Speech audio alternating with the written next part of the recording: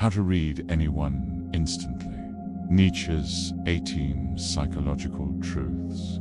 You already know more about people than you think. The problem is not that you cannot see it. The problem is that no one has ever shown you how to notice the signs. Every single person you meet leaves little clues, little cracks in the mask they wear.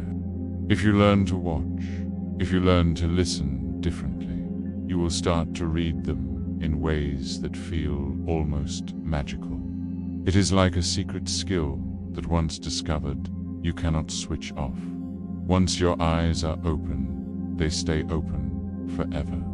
Most of us grow up being told to trust words. Words are treated as the main way to measure honesty, character, and truth. But words are only a surface layer. People do not speak only honestly. They speak from fear, from ego, from habit, from a need to be accepted. Someone who seems gentle and endlessly kind may not actually be kind in their heart. They may simply be terrified of being disliked, so they overcompensate with sweetness. Someone who looks strong, unshaken, and confident may actually be crumbling inside, begging that nobody notices. The tricky part is that most people are not even aware they are doing this. They are not lying to hurt you. They are acting out of old patterns they learned to survive. Their smiles, their way of talking, their opinions, these are masks. They are shields. They are armor that people put on so the world does not wound them too deeply. As Nietzsche once said, every profound spirit needs a mask. This was not an insult. It was a warning. Never confuse the mask with the person beneath. Here is the strange thing. People leak the truth all the time. They cannot help it. You will not find the truth in the polished speech. You will see it in the cracks in the nervous laugh. The moment they change the subject, the pause before answering. These tiny slips show the real story. If you want to read anyone, start here. Everyone wears a mask, not because they are fake, but because they are afraid. To live in society, they build a version of themselves that they hope others will accept. But masks always slip. The very first sign is tension. Watch for what makes a person uncomfortable. That is where the real self begins to show. Another powerful insight is that what someone hates in others is usually a reflection of themselves. If a person constantly mocks arrogance, they might secretly feel insecure about their own worth. If someone keeps accusing others of dishonesty, they might be hiding truths they have not faced. We hate most in others what we do not want to admit about ourselves. We hate most in others what we do not want to admit about ourselves. Pay attention to what they criticize and ask why it bothers them so much. That criticism is a mirror. Silence is another window into truth. People think talking reveals honesty, but Nietzsche believed the opposite. Words are often used to avoid reality. A pause, a dodge, a short rehearsed answer. These things are louder than paragraphs of speech. When a person avoids vulnerability, they are telling you exactly what they fear. And beware of exaggerated virtue. When someone loudly proclaims how pure they are, when they constantly correct others or preach about morality, it is not always goodness. Sometimes it is vanity wearing the mask of virtue. Real goodness is quiet.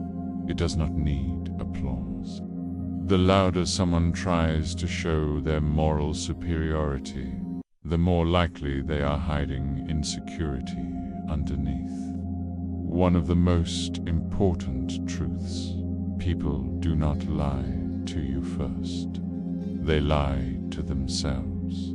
When someone says, "I'm fine, I don't care, I'm over it," those are not lies meant to deceive you. They are lies meant to keep themselves standing.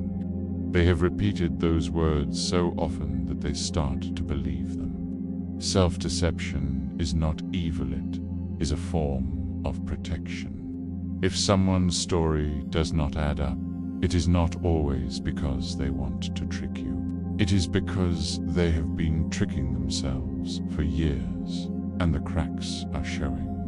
You can also see that where someone feels superior, they are often covering up inferiority. A person who brags endlessly about achievements might secretly fear they are not enough. Someone who constantly puts others down is probably terrified of being overlooked. Real confidence is calm. It does not need to dominate. So, if you see someone trying too hard to prove themselves, look deeper. Behind the crown, there is usually a scared child. Reading people is not about judging them. It is about understanding them. The person who interrupts constantly may not be arrogant. They may be afraid of being forgotten. The friend who posts non-stop about happiness may be crying out for help. The person who avoids eye contact while saying, "I'm fine," is telling you with their body that they are not fine at all. Use these truths not to gain control, but to grow compassion. When you see clearly, hatred fades away.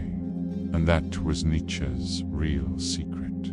He did not want us to see through people, to manipulate them. He wanted us to connect more honestly, without being fooled by appearances. Most human actions are driven by unconscious fear. This is more universal than we realize. Why does someone over-explain? Why do they dominate a room? Why do they say yes when they mean no? Fear. Fear of being abandoned, rejected, humiliated, ignored. Rarely do people act from pure desire. Most of the time, they act to avoid losing something: love, respect, belonging, or status. If you want to read someone, stop asking, "What do they want?" and instead ask, "What are they afraid of losing?" That is where the truth is hiding. Criticism is another mirror. A person who mocks others for being emotional is likely terrified of their own emotions. Someone who belittles others' appearance may be at war with their own reflection. Nietzsche believed judgment is almost always about the self. Projection is not random, it is confession. If you listen carefully, repeated criticisms will tell you exactly where a person's pain lives. You have probably met someone who seems overly sure of themselves. They look controlled, polished, always prepared. But if you watch closely, you may see the tension in their jaw, the defensiveness when pressured. Nietzsche saw that false confidence often hides guilt. Leaders, teachers, preachers, they may perform certainty because they are scared of being seen. When someone seems too confident, do not be intimidated. Be curious. Ask, what are they trying to cover up? Exaggeration is another giveaway. The person who says, "I don't care what anyone thinks," usually cares deeply. The one who insists, "I'm always happy," is rarely happy. Exaggeration is the ego trying to drown out doubt. When words sound too absolute, look for insecurity underneath. Extreme statements are often a sign of imbalance, not strength. Control is another mask. People who obsessively need control are often fighting inner chaos. If someone micromanages every detail, cannot handle change, or dominates others to feel powerful, it is not strength, it is fear. Inside, something feels unstable, so they try to control the outside world. The stricter the outer shell, the more fragile the inner self.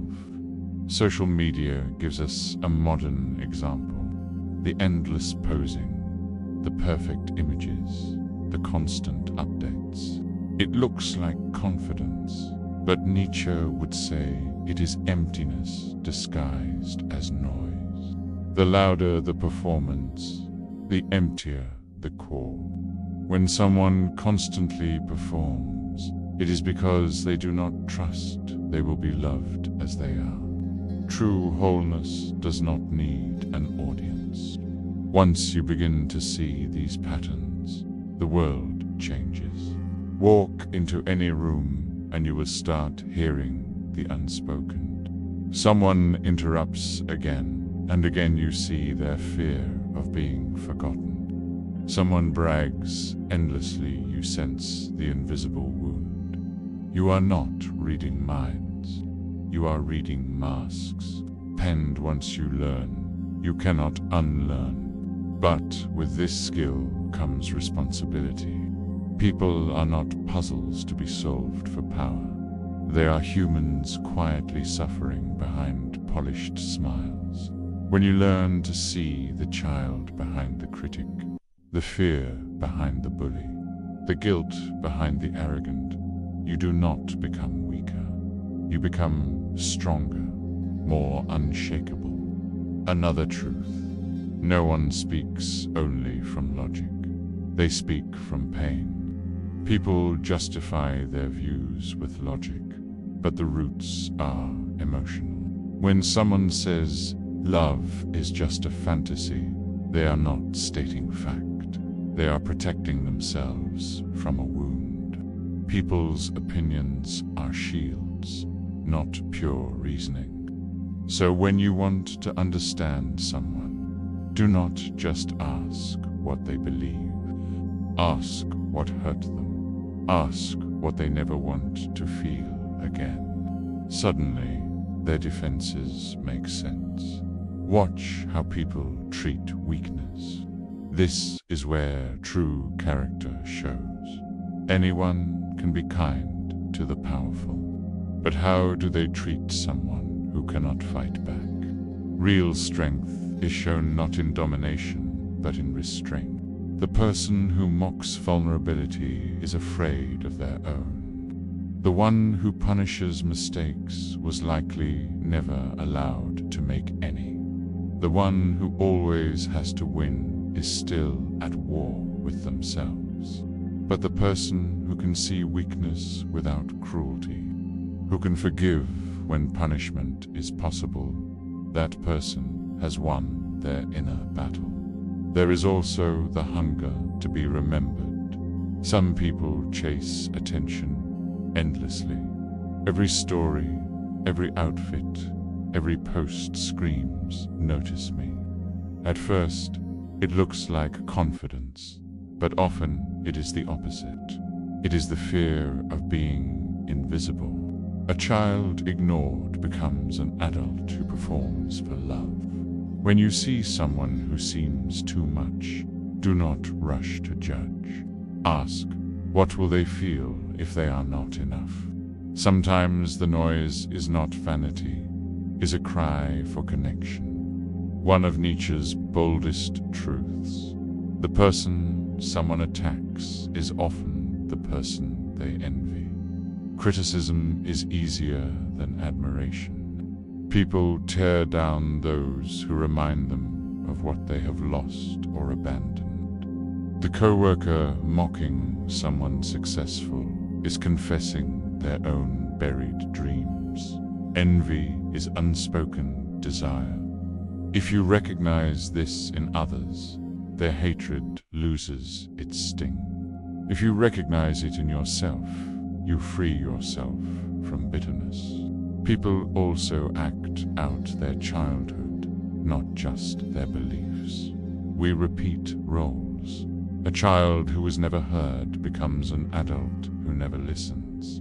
A child punished for showing emotion becomes a cold, logical adult. A child who had to earn love becomes a performer, even in toxic relationships. We think we are acting from belief, but really we are reenacting the past. Behind every adult is a child still waiting to feel safe. Finally, patterns are confessions. People may not say what hurts them, but they will show you. The person who disappears whenever things get close. The one who overworks to avoid stillness.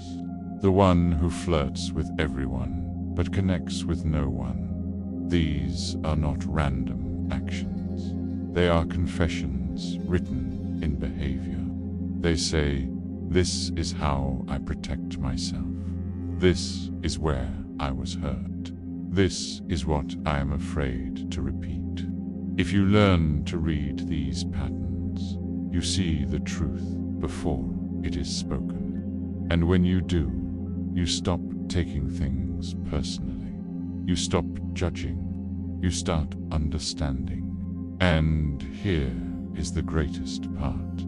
All of this is not just about reading others. It is also about reading yourself. The masks you see in others are masks you wear too. The fears you spot are fears you carry. The childhood patterns you notice in them are also alive in you. The clearer you see others, the clearer you see yourself. Nietzsche did not want us to simply observe. He wanted us to awaken, to realize that everything we judge in others is something we carry inside, and everything we admire is something we secretly long for. When you read others with compassion, you remember yourself. When you notice their mask, you notice your own. And when you choose to see with grace, you start to connect on a level most people never reach. So next time you are with someone, listen differently. Look at the pauses, the exaggerations, the criticism, the need for attention. But do it not to gain power, do it to see the human beneath the mask. Because people are not that hard to read. They are just scared to be seen. And maybe, just maybe, when you choose to see them with understanding instead of judgment, you will offer them the gift they have been waiting for their whole lives. To be seen not as the mask they wear, but as the person they truly are.